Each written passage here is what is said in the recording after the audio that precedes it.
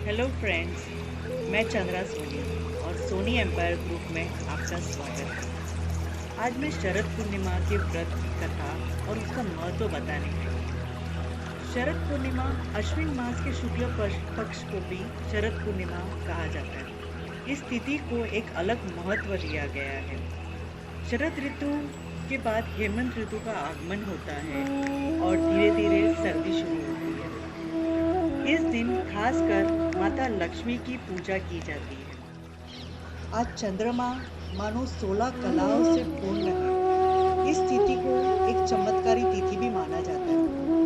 आज चंद्रमाओं की किरणों से रोगों को दूर करने की क्षमता होती है। शास्त्रों के अनुसार ये मान्यता है कि आज आकाश से अमृत वर्षा होती है। उससे उसका लाभ उठाने के लिए लोग रात को छत पे या फिर खुले में खीर बना के रखते हैं और दूसरे दिन उसका सेवन करते हैं। शरद पूर्णिमा की व्रत की कथा भगवान श्री कृष्ण और गोपियों की महाराज से जुड़ी है, पर इसका महत्व बताने के लिए एक और कथा बताई है। एक नगर में एक साहूकार रहता था। उनकी 2 पुत्री थी। दोनों पुत्रियां पूर्णिमा का व्रत करती थी।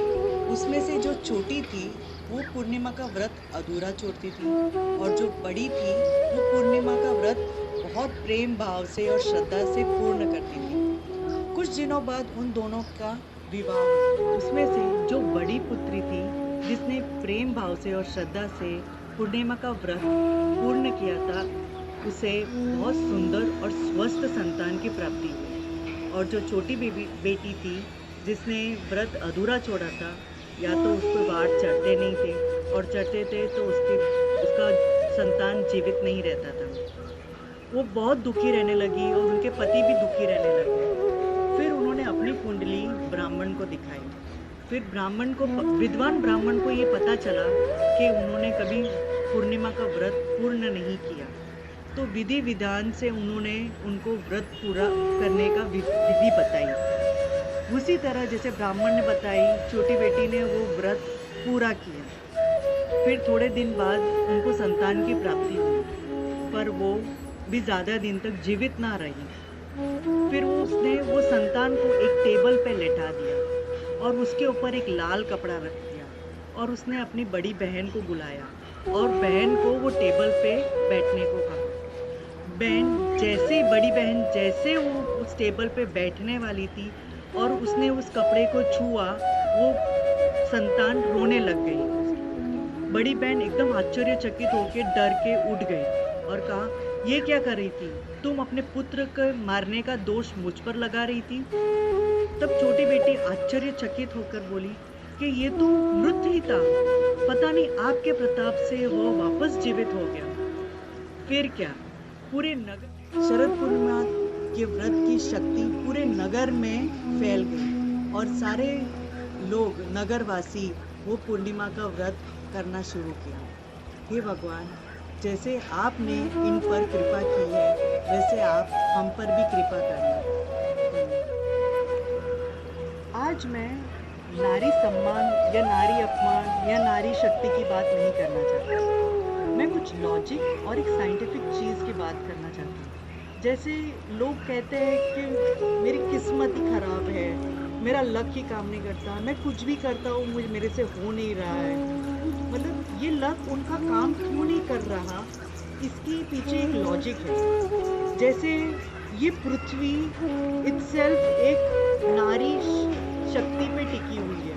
ये पृथ्वी को कौन संभाल रहा है? नारी शक्ति संभाल रही है। जैसे ये झाड़ पौधे जो भी है, वो हमें ऑक्सीजन दे रहे हैं और हर एक इंसान, जीव उसी पे जीवित है।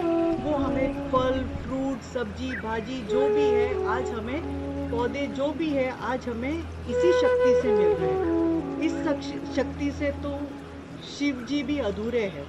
ये शक्ति है तो शिव जी पूर्ण है।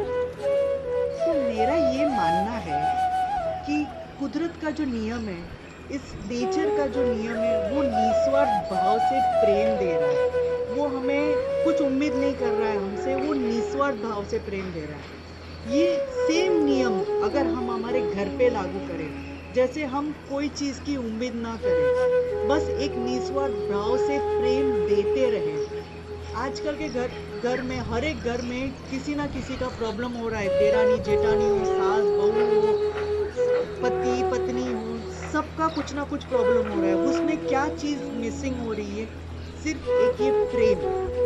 अगर ये प्रेम की भावना भली नहीं हो मन में, पर एक कोशिश कीजिए, प्रेम करने की कोशिश कीजिए, ट्राई कीजिए, भली एक नाटक कीजिए, प्रेम करने की कोशिश करिए। पता नहीं उस वक्त आपका एक ईगो सामने आएगा, एक सेल्फ रिस्पेक्ट सामने आएगा कि मैं क्यों करूं इससे प्रेम, पर एक कोशिश करके देखिए कि मैं उससे प्रेम करता हूँ या मैं उसे प्रेम करती हूँ। देखो वो नकली प्रेम कैसे असली प्रेम में परिवर्तित हो जाएगा।